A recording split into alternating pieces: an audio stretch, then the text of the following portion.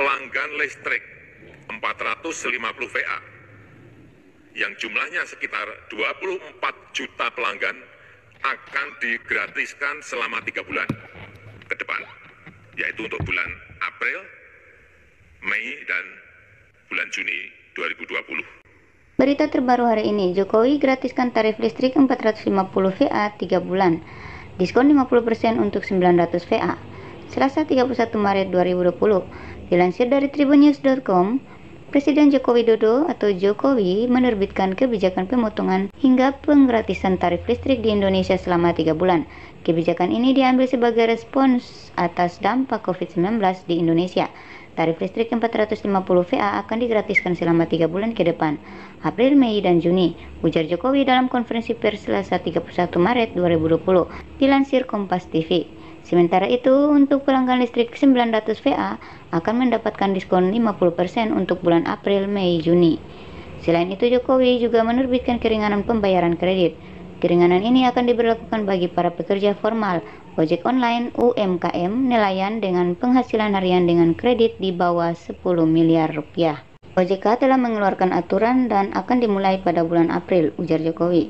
Kebijakan OJK soal pelonggaran kredit sebelumnya Otoritas Jasa Keuangan atau OJK menerbitkan stimulus perbankan berupa pelonggaran kredit ke debitur untuk mengantisipasi dampak meluasnya virus corona ke dunia usaha.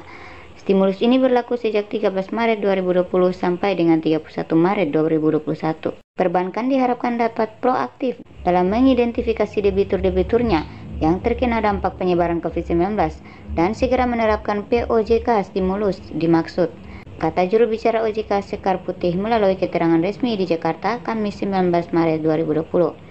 Sekar menjelaskan POJK mengenai stimulus perekonomian ini dikeluarkan untuk mengurangi dampak terhadap kinerja dan kapasitas debitur yang diperkirakan akan menurun akibat wabah virus corona atau COVID-19. Wabah corona lanjutnya bisa meningkatkan risiko kredit yang berpotensi mengganggu kinerja perbankan dan stabilitas sistem keuangan. Melalui stimulus ini, perbankan juga memiliki ruang gerak lebih luas, sehingga pembentukan kredit macet dapat terkendali dan memudahkan penyaluran kredit baru.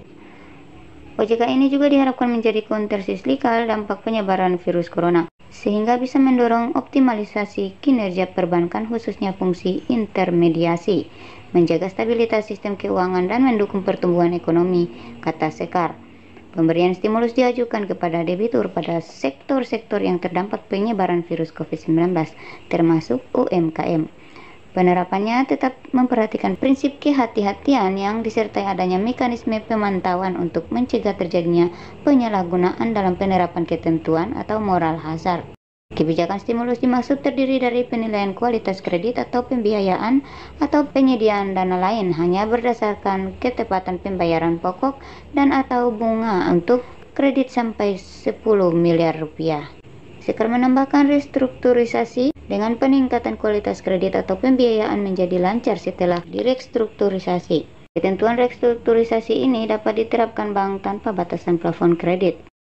Relaksasi pengaturan ini berlaku untuk debitur non-UMKM dan UMKM dan akan diberlakukan sampai dengan 1 tahun setelah ditetapkan, kata dia.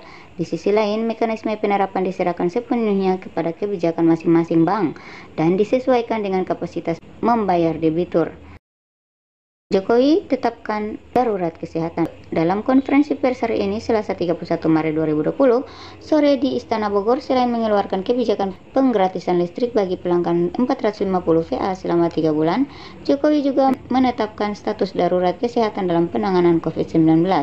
Pemerintah telah menetapkan COVID-19 sebagai jenis penyakit dengan faktor risiko yang menimbulkan kedaruratan masyarakat. Oleh karenanya, pemerintah menetapkan status kedaruratan kesehatan masyarakat dalam upaya mencegah penyebaran pandemi corona di Indonesia. Jokowi memilih opsi pembatasan sosial dengan skala besar atau PSBB. Sesuai Undang-Undang, PSBB ini ditetapkan oleh Menteri Kesehatan yang berkoordinasi dengan Kepala Gugus Tugas COVID-19 dan Kepala Daerah, ujar Jokowi. Dasar hukum yang digunakan adalah Undang-Undang Nomor 6 Tahun 2018 tentang kekarantinaan kesehatan. Selain itu, pemerintah juga telah menerbitkan peraturan pemerintah atau PP tentang pembatasan sosial skala besar. serta keputusan Presiden atau Kepres penetapan kedaruratan kesehatan masyarakat untuk melaksanakan amanat undang-undang tersebut, jelas Jokowi. Dengan terbitnya PP tersebut diharapkan para kepala daerah tidak membuat kebijakan sendiri-sendiri. Dengan terbitnya PP ini semuanya jelas. Para kepala daerah saya minta tidak membuat kebijakan sendiri-sendiri yang tidak terkoordinasi. Semua kebijakan daerah harus sesuai dengan peraturan berada dalam koridor undang-undang, PP, serta Kepres tersebut, terang Jokowi. Semua kebijakan daerah harus sesuai dengan peraturan yang berada dalam koridor undang-undang, PP, serta Kepres tersebut, terang Jokowi. Saya konfirmasi ke OJK, dimulai bulan April ini sudah efektif. Saya juga telah menerima peraturan otoritas jasa keuangan ini, khusus yang berkaitan dengan kredit tadi. Artinya sekali lagi, bulan April ini sudah bisa berjalan. Baik, berikutnya dari Rafiq Panjaitan dari Media Kumparan. Yang pertama, mengapa memunculkan wacana darurat sipil? Memang seberapa bahaya virus corona ini di Republik Indonesia? Yang kedua, bagaimana teknis pelaksanaan penerapan pembatasan sosial berskala besar atau PSBB? Akankah diatur dalam PP atau Perda?